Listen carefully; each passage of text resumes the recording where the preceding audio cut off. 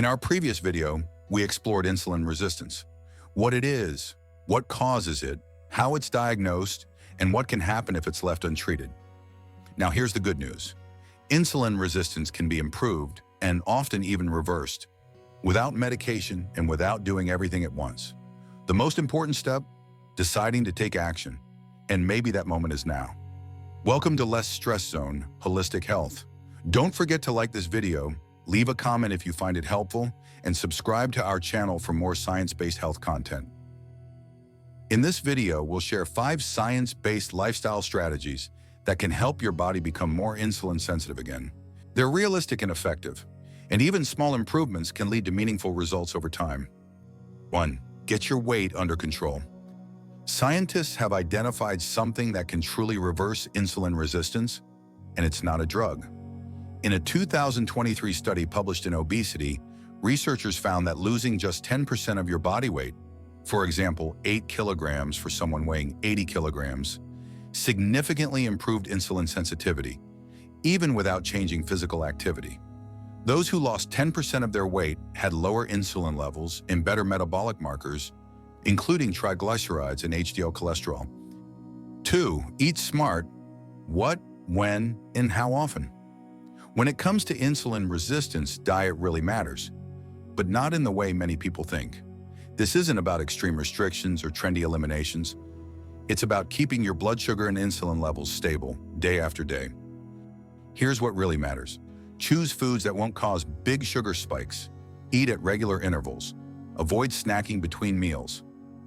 So what should you eat more often? Start with vegetables, especially leafy greens like spinach or kale, plus broccoli, cauliflower, and zucchini. Add in whole grains like quinoa, buckwheat, or rolled oats. Include legumes.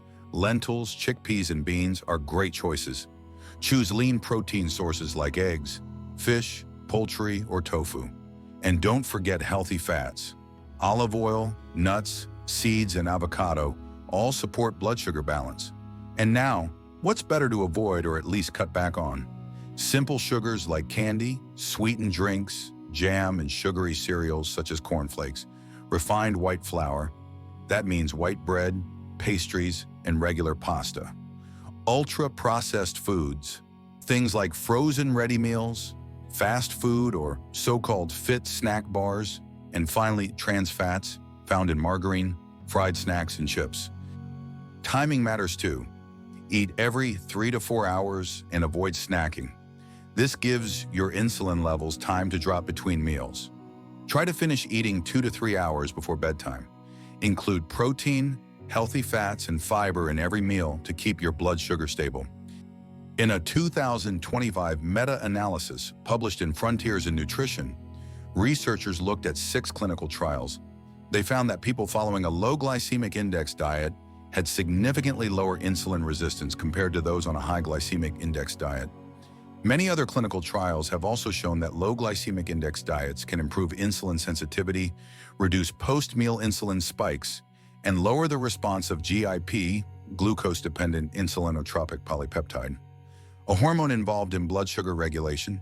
Together, these changes help the body manage glucose more effectively and reduce the risk of developing type 2 diabetes.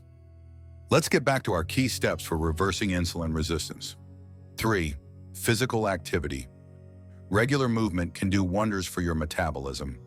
Even one workout can improve your insulin sensitivity. And when you stay consistent, exercise can be just as powerful as medication. According to the European Society of Cardiology, here's what's recommended.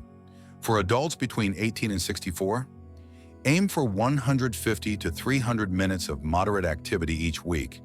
That could be brisk walking, cycling, dancing, Nordic walking, or swimming. Or if you prefer something more intense, aim for 75 to 150 minutes of vigorous activity per week, like running, fast cycling, aerobics, high-intensity interval training, or team sports. On top of that, add strength training at least twice a week, with bodyweight exercises like squats and planks, resistance bands, dumbbells, or gym equipment.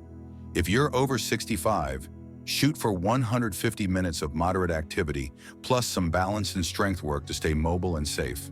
And for those with heart conditions, Moderate cardio, like walking or cycling, for 30 to 60 minutes, 5 times a week.